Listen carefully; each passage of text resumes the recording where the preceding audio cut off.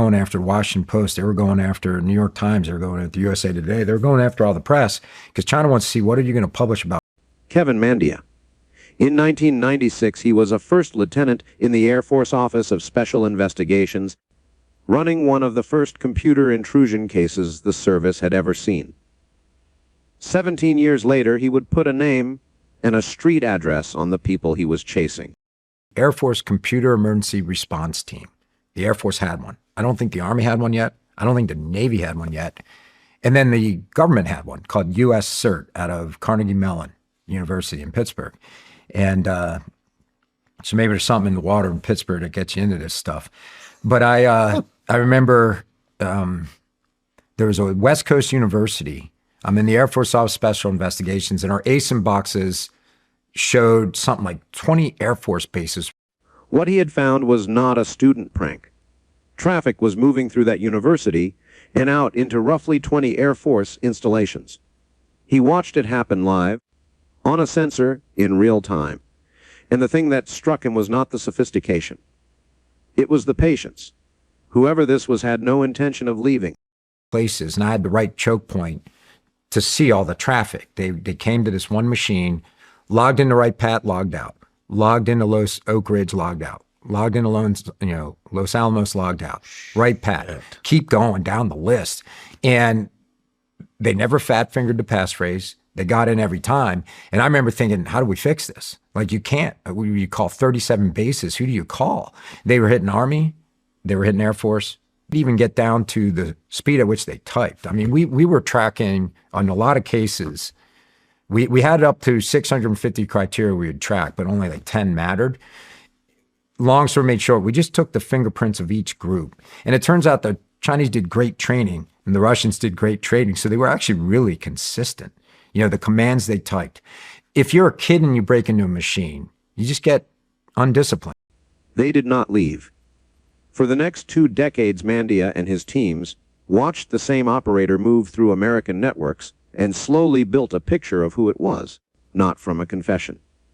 From habits, typing speed, the hours they kept, which tools they reached for first, and in what order. An intruder, it turns out, has handwriting. The Admiral Rogers after him, General Nakasone, all of them kind of allude to China's kind of taken a ton. Now, there was a dialogue after that report. Here's what's amazing. At Mandiant, what we were doing is we were kind of monitoring victim networks, meaning we saw traffic coming in and out with consent. And the whole defense industrial base was working together by then. They started a whole consortium where Raytheon and Lockheed and Boeing, they all worked together to figure out what's China doing, how do we thwart this. So they do play team ball now, and it's actually... Here is what is on the public record. In February 2013, Mandiant published a report called APT-1. It stated that the group it had been tracking since 2006 was Unit 6139, 8 of the People's Liberation Army. The 2nd Bureau of the 3rd Department of the General Staff. The report said the unit had compromised at least 141 organizations across 20 major industries and taken hundreds of terabytes of data. And it did something intelligence reports almost never do. It gave an address, a 12-story building off Datong Road in the Pudong New area of Shanghai. It named 3 individuals, Wang Dong, Mei Qiang, and a man who signed his work with the handle Dote. A private company had just publicly accused a foreign army of theft and shown it's working. Us before you publish it.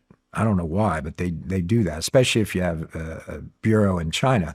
And I just remember getting on a call, and on the other side, it's like, hey, it's Barbosa, you know? And the New York Times wanted to verify PLA unit 61398, so we gave them an address. And I think Barbosa went and checked it out and went, oh, man, it's like a whole bunch of noodle shops. And then there's this NSA-looking thing with antenna everywhere right in the middle of them all, and a bunch of dudes in uniform going in every day. We had it right because we used Google Earth, Shawn. We saw the building. That is the part people remember. What they do not remember is how it was found.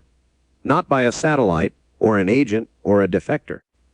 He sat down and looked the address up on Google Earth, the same way you would check a holiday rental. In 1.2 million American jobs per year. Impacted? Yeah. Yeah, I mean, there's no question, like they won in and solar power, right? Do you think they hacked the solar power companies? Probably every damn one of them. Everybody makes fun of, the space shuttles all look the same. Well, how did they get it? The least risky way to spy. So I'm going to work the next morning, and I get in. I still remember my lights weren't even on in my office yet. And I go in. It's out, in Alexandria, Virginia. It's about 7:20 in the morning, and it's live. It was like February 13th of 2013. We're the front page, and I don't even remember what the headline said. And what's weird too, you're an entrepreneur. It's like no matter how good yesterday was, the only thing that matters is tomorrow. I'm done. We're fine. We're on the front page. The report went out with the New York Times. He woke the next morning to find his company on the front page of a newspaper, and a wife asking what exactly he had done. There is no training for that. He had spent 17 years being the man who arrives after the breach. That week, he became the story. Access it using their accounts. And that's what whoever this was did. So 10 minutes into my briefing, my heart sank. I'm like, well, I'm not getting that beer today. And honestly, every day, Shawn, I remember I got the board together a couple hours later. And I think I gave him like the Sully speech, landing a plane on the Hudson. I just said, brace for impact, man. This is going to go from bad to worse. We're a cybersecurity company. Someone's in our network.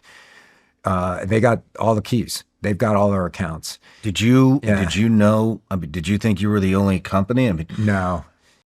And then, years later, it happened to him. The company built to find intruders in other people's networks found an intruder in its own. He describes the moment his security team told him someone was inside and what it is like to be the man who wrote the manual, reading your own name in it. He spent a career learning that attackers leave handwriting. Then someone came for him, and he had to read his own. If you had been holding that report in February 2013, with a foreign army's address printed inside it, would you have published it? Tell me below. Full episode with Shawn Ryan linked underneath.